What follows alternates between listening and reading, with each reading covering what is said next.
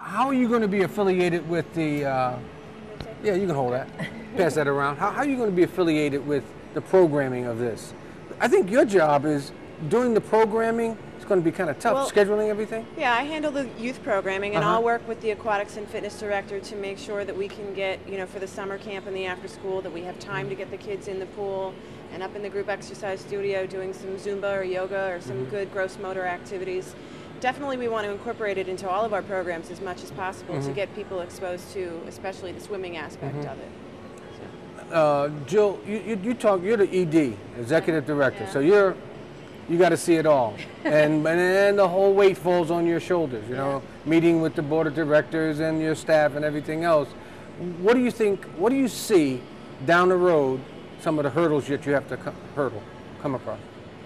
I think I don't see them as hurdles as much as opportunities. There's a tremendous amount of opportunity out here for collaboration between the Y and so many different, the municipalities, all the different schools, a lot of small businesses that want to be able to participate or represent themselves within the Y.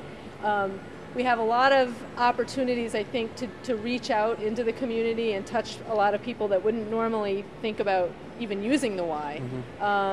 One of the things I think that's great about the high school and the collaboration that we have there is that we are going to be integrating aquatics and water safety and basic swimming as part of their PE curriculum. Wow. So hopefully when kids graduate from the high school, if at the very least, if somebody falls in the water, they can safely get themselves out. And that's, we live on an island, so that's great. I've spoken with a lot of the principals from some of the K through 8 schools on the island. They want to try and get their kids in for water safety programs.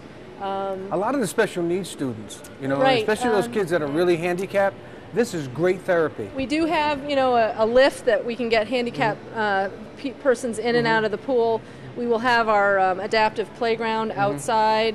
The whole building is handicap accessible. We have an elevator that will get people to and from where they need to get on the second floor. So yes, we're going to be able to handle a lot of different types of populations of people. And our program directors have been hired with the background in being able to deal with lots of different populations of people. So we're hoping to be able to I'm telling you something, you guys are doing a good job, but first of all, we're going to go to my favorite place. When we go up to this room upstairs, that's where you socialize. Yeah. You know what I mean? You hang out, you get some exercise, and then when that's all sweaty and done up there, you come and take the shower and sit in the sauna. Yeah. So we're going to go upstairs, right? Okay. Can we go upstairs? Yeah, you just want Hey, Carl, we're going to go up there, upstairs, okay? There's no sauna. Right. No sauna. Oh. We'll be right back. We're going upstairs.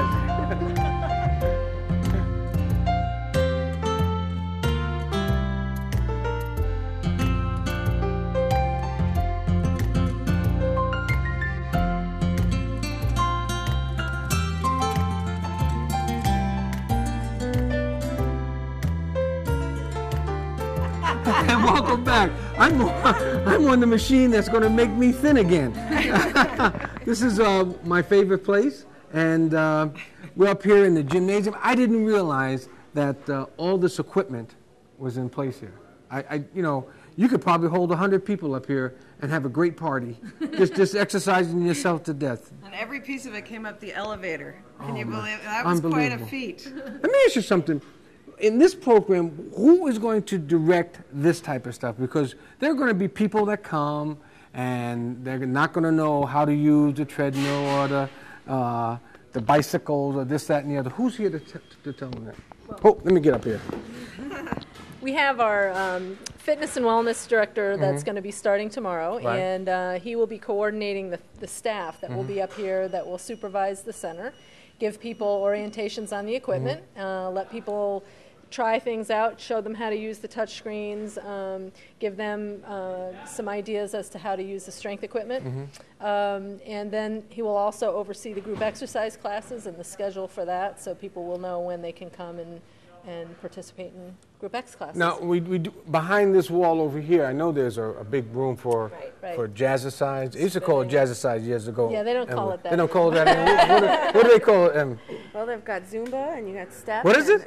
Zumba? Zumba. It's a little Latin movement. A little involved. Latin movement, huh? I see, okay. They call them group exercise classes. Right. So collectively, all of that's called group exercise. So anything that takes place in that room, spinning, yoga, Pilates, step aerobics, all those kinds of things are considered. Let me tell you something. I think if it's one thing you're going to have a problem with, it's going to be scheduling. Yeah.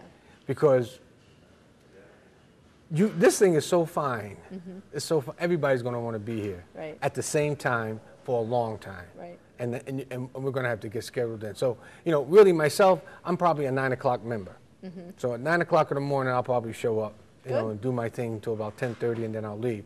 But you have a lot of people that come in the morning at 6:30. A lot of women that go to work, and they have to be at work by 8 o'clock, that want to get it done early, and they want to come. And I don't know about guys. Guys are usually late afternoon. They come in the afternoon. You know, I don't know about traveling in the morning. How are you going to schedule all that?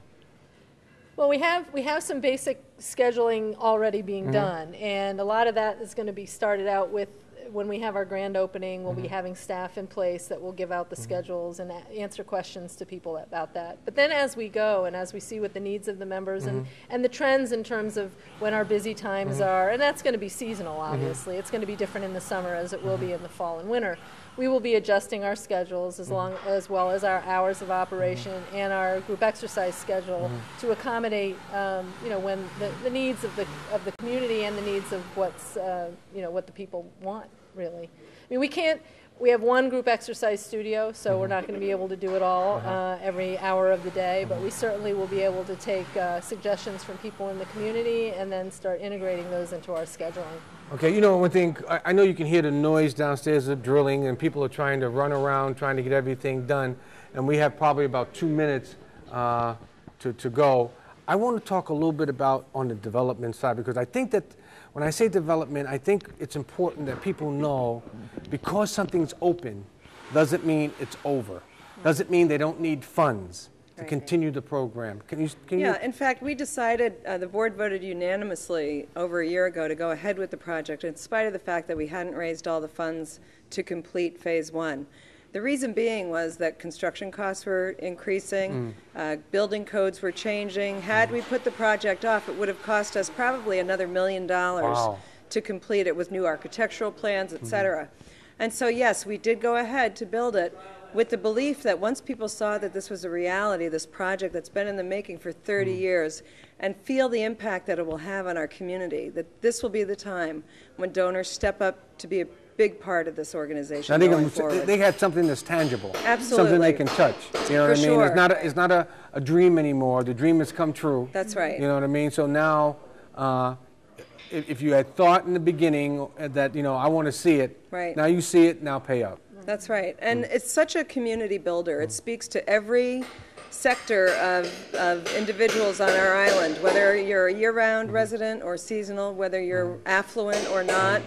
No matter what town you live in, the Y is open to everyone. We are the island's probably only island-wide community center. Summer and winter. Summer and winter, and it's going to bridge the gap between so many different communities on our island that exist but don't know each other, because there's no place other than the steamship maybe for us to all convene, you know, and you know, with that very healthy base to gather under. So.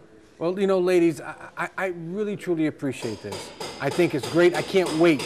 I just can't wait. I was driving, a friend of mine passed it this morning. I said, man, I can't wait till that place to open. Yeah. Because it's my type of place. Yeah. And I want to thank all of you. Success.